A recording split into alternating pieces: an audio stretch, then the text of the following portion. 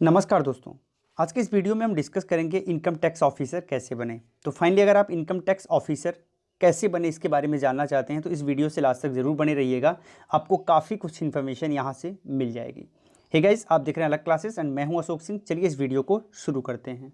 तो सबसे पहले जानते हैं कि एक्चुअल में इनकम टैक्स ऑफिसर होता क्या है एंड इसके काम क्या होते हैं। तो बेसिकली अगर आप एसएससी सीजीएल की बात करें तो यहाँ से जो इनकम टैक्स ऑफिसर आप बनते हैं वो आप ग्रुप सी लेवल के ऑफिसर्स होते हैं, जिसे हम इनकम टैक्स इंस्पेक्टर के नाम से भी जानते हैं। इसका संबंध रिवेन्यू से है एंड इसका काम बेसिकली टैक्स कलेक्शन का होता है। इस पोस्ट पर अप्लाई करने के लिए आपको कम से कम बैचलर डिग्री कंप्लीट करनी है एंड इसके बाद जो एज क्राइटेरिया होती है वो होती है कम से कम 21 वर्ष। यानी कि जब ये नोटिफिकेशन आता है, आप इस फॉर्म को फिल करने जाते हैं, तब तक आपकी उम्र कम से कम 21 वर्ष कंप्लीट हो जानी चाहिए एंड मैक्सिमम 30 वर्ष यहाँ पर एज लिमिट है। एंड SC ST OBC को एज में रिलैक्सेशन भी दिया जाता है एज पर रूल। इस वैकेंसी के अपडेट के लिए आप खबरी एप्लीकेशन को इंस्टॉल कर सकते हैं एंड मुझे फॉलो करके घंटी पर प्रेस करके आप नोटिफिकेशन को ऑन कर लेते हैं। इससे आपको जब भी नोटिफिकेशन आएगा सबसे पहले जानकारी मिल पाएगी। एप्लीकेशन इंस्टॉल करने के लिए इसी वीडियो के डिस्क्रिप्शन में जाना पड़ेगा, जहां पर लिंक मिल जाएगी, या फिर आप इसी वीडियो के पिन कमेंट में जाके भी इस लिंक को प्राप्त कर सकते हैं। इस फॉर्म को अप्लाई करने के लिए बेसिकली 100 रुपये एप्लीकेशन फ़ीस के रूप में लिया जाता है एंड इस पोस्ट के लिए बेसिकली किसी प्रकार का फिजिकल टेस्ट रिक्वायर्ड नहीं होता है। इस पोस्ट पर सिलेक्शन के लिए बेसिकली 4 लेवल के एग्ज़ाम को आपको क्रैक करना पड़ेगा। सबसे पहला होता है टायर फर्स्ट के नाम से, सेकंड होता है टायर सेकंड, फिर tyre third and tyre fourth. ये चारों एग्जाम्स को क्रैक करने के बाद आपका सिलेक्शन हो पाता है। बेसिकली इस पोस्ट पर टायर फर्स्ट में ऑब्जेक्टिव टाइप के क्वेश्चन आते हैं, टायर सेकंड में ऑब्जेक्टिव टाइप के क्वेश्चन आते हैं एंड ये कंप्यूटर बेस्ड टेस्ट होता है। जबकि टायर थर्ड जो होता है वो डिस्क्रिप्टिव टाइप का होता है एंड यहाँ पर पेन पेपर दे के आपको चीज़ें कराई जाती हैं। एंड जो लास्ट होता है टायर फोर्थ, उसको हम CPT एग्जाम भी बोलते हैं, यानी कि कंप्यूटर प्रोफिशिएंसी टेस्ट के नाम से भी जानते हैं। चलिए इसके बारे में डिटेल में बातें कर लेते हैं। तो यहाँ पर जो सबसे पहले हम देखेंगे टायर फर्स्ट के बारे में। तो टायर फर्स्ट में बेसिकली 4 सब्जेक्ट से क्वेश्चन पूछा जाता है। सबसे पहला होता है general intelligence and reasoning, second होता है जनरल अवेयरनेस, थर्ड होता है क्वांटिटेटिव एप्टीट्यूड एंड लास्ट होता है इंग्लिश कंप्रीहेंशन। इन सभी सेक्शन से 25 क्वेश्चन आते हैं और प्रत्येक क्वेश्चन 2 मार्क्स के होते हैं। इस प्रकार से देखेंगे तो 100 क्वेश्चन का ये पेपर होता है, 200 मार्क्स का होता है, जिसको सॉल्व करने के लिए आपके पास केवल 60 मिनट का टाइम होता है। तो यहाँ 60 मिनट में ये आपको पेपर सॉल्व करना पड़ता है।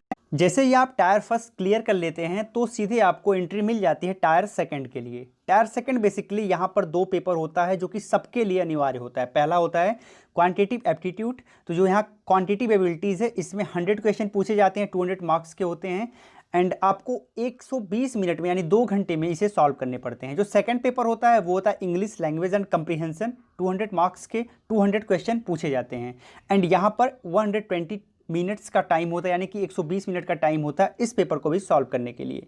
तो यहाँ पर पेपर फर्स्ट के लिए 120 मिनट का टाइम एंड पेपर सेकंड के लिए भी 120 मिनट का टाइम। इसके बाद आता है पेपर थर्ड स्टैटिक्स। तो यहाँ पर पेपर थर्ड सबके लिए अनिवार्य नहीं है, इसके बारे में आगे हम बात करेंगे कि paper third and paper fourth किसको किसको देना होता है। जबकि अगर आपको पेपर थर्ड देना है तो यहाँ पर 100 क्वेश्चन 200 मार्क्स में पूछे जाते हैं, वही 120 मिनट का टाइम होता है एंड पेपर फोर्थ के लिए भी 100 क्वेश्चन 200 मार्क्स में पूछे जाते हैं और वही 120 मिनट का टाइम होता है। लेकिन ये थर्ड एंड फोर्थ सभी के लिए अनिवार्य नहीं होता। अगला आता है एग्ज़ाम का लेवल थर्ड, यानी कि टायर थर्ड। अब यहाँ जो टायर थर्ड है बेसिकली ये डिस्क्रिप्टिव लेवल का होता है एंड यहाँ पर पेन एंड पेपर मोड में ये एग्ज़ाम लिया जाता है। इस एग्ज़ाम में आपको descriptive paper Hindi and English दोनों में मिलते हैं। यहाँ पर जितने भी एग्ज़ाम होते हैं जो पेपर होता है वो हिंदी एंड इंग्लिश दोनों में मिलता है। इसमें आपको एस्से लिखना पड़ता है या फिर प्रेसियस लिख सकते हैं, लेटर लिख सकते हैं, एप्लीकेशंस लिख सकते हैं। 100 मार्क्स का पेपर होता है एंड 60 मिनट में आपको ये पेपर सॉल्व करना पड़ता है। तो ये हो गया लेवल थर्ड। इसके बाद आता है लेवल फोर्थ। लेवल फोर्थ को हम स्किल टेस्ट या फिर टायर फोर्थ के नाम से भी जानते हैं। स्किल टेस्ट में बेसिकली 2 लेवल के एग्जाम होते हैं। पहला होता है computer proficiency test and second होता है डाटा एंट्री स्किल टेस्ट। तो ये दोनों टेस्ट भी आपको क्लियर करने पड़ते हैं इस पोस्ट के लिए।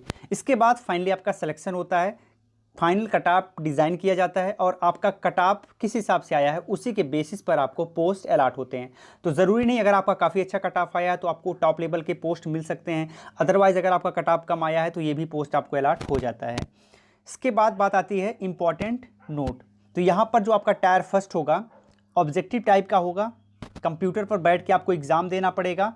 एग्ज़ाम का जो पेपर होगा वो हिंदी एंड इंग्लिश दोनों में होगा एंड यहाँ पर बता दें कि आप अगर कोई क्वेश्चन गलत करते हो तो नेगेटिव मार्किंग है, और वो भी 0.50 की, यानी कि प्रत्येक क्वेश्चन पर एक क्वेश्चन गलत होने पर 0.50 मार्क्स आपके काट लिए जाएंगे। जो टायर सेकंड होता है वो भी ऑब्जेक्टिव होता है, हिंदी एंड इंग्लिश दोनों में आपको पेपर्स मिल जाएंगे, लेकिन यहाँ पर अगर आप गलत करोगे तो 0.25 मार्क्स का नेगेटिव मार्किंग होता है। तो ये आपको ध्यान रखना है कि 0.25 मार्क्स की नेगेटिव मार्किंग होती है। वहीं अगर आप paper third and paper fourth देने में हैं तो 0.50 की नेगेटिव मार्किंग यहाँ पर भी होती है। तो ये भी आपको ध्यान रखना है। आप किसी भी पोस्ट के लिए अप्लाई कर रहे हो तो आपको paper second and paper first देना अनिवार्य है। ये कंपलसरी पेपर होता है। तो अगर आपने ग्रेजुएशन में स्टैटिक्स लिया है एंड फाइनली आपने अप्लाई किया है जूनियर स्टैटिकल ऑफिसर यानी जेएसओ के लिए, तो आपको पेपर थर्ड देना अनिवार्य है। तो फिर आपको पेपर फर्स्ट भी देना पड़ेगा, पेपर सेकंड भी देना पड़ेगा और पेपर थर्ड भी देना पड़ेगा। तो ये आपको ध्यान रखना है। एंड पेपर फोर्थ किसको देना है ये भी देख लेते हैं। तो अगर आपने असिस्टेंट ऑडिट ऑफिसर या फिर असिस्टेंट अकाउंट ऑफिसर के पोस्ट के लिए अप्लाई किया है तो आपको पेपर 4 देना पड़ेगा, यानी आपको पेपर थर्ड नहीं देना पड़ेगा बल्कि पेपर फर्स्ट देना पड़ेगा, पेपर सेकंड देना पड़ेगा एंड पेपर 4 देना पड़ेगा। तो ध्यान रखिएगा कि इन्हीं लोगों को केवल देना पड़ेगा, बाकी पोस्ट के लिए केवल paper first and paper second देना अनिवार्य है, जो कि टायर सेकंड का है। इसके डिटेल सिलेबस को हम अपने टेलीग्राम ग्रुप में दे देंगे, वहां पर पीडीएफ फॉर्मेट में दे देंगे, तो वहां से आप डाउनलोड कर सकते हैं बहुत ईजिली। आपको वहां तक पहुंचने के लिए डायरेक्ट आप टेलीग्राम पर जाके सर्च कर सकते हैं @क्लासेस अलग, या फिर क्लासेस अलग लिखेंगे तब भी हमारा चैनल मिल जाएगा। पहला माध्यम। दूसरा माध्यम है आप इस लिंक को क्रोम में लिख के भी सर्च कर सकते हैं। यहाँ पर जो दिया हुआ एड्रेस इसे क्रोम में लिख के सर्च करेंगे तो भी आप हमारे ग्रुप से जुड़ सकते हैं। एंड थर्ड है आपको पीडीएफ, डायरेक्ट पीडीएफ की लिंक इसी वीडियो के पिन कमेंट में दे दी जाएगी, तो यहाँ से भी आप इसे डाउनलोड कर सकते हैं। तो 3 माध्यम है जहाँ से आप सिलेबस को डाउनलोड कर सकते हैं। अगर आपका सिलेक्शन इस पोस्ट पर हो जाता है तो आपको जो सैलरी दी जाएगी वो 44,900 से लेके 1,42,400 के बीच आपकी सैलरी होगी एंड आप पे लेवल 7 पर सैलरी प्राप्त कर पाएंगे। तो ये तो बात हो गई सैलरी की। गाइस, आप हमें सोशल साइट्स पर फॉलो कर सकते हैं। सारी सोशल साइट्स की लिंक इसी वीडियो के डिस्क्रिप्शन में आपको मिल जाएगी। खास करके अगर आपका कोई प्रश्न है तो आप हमसे इंस्टाग्राम पर डायरेक्ट जुड़ सकते हैं एंड अपना प्रश्न पूछ सकते हैं। इंस्टाग्राम पर जुड़ने के लिए आपको सर्च करना पड़ेगा @अलग क्लासेस, तो वहाँ पर हमारे प्रोफाइल आप देख सकते हैं एंड फॉलो कर सकते हैं। फिर मिलते हैं एक नए सेशन में, तब तक के लिए बहुत बहुत धन्यवाद। जय हिंद।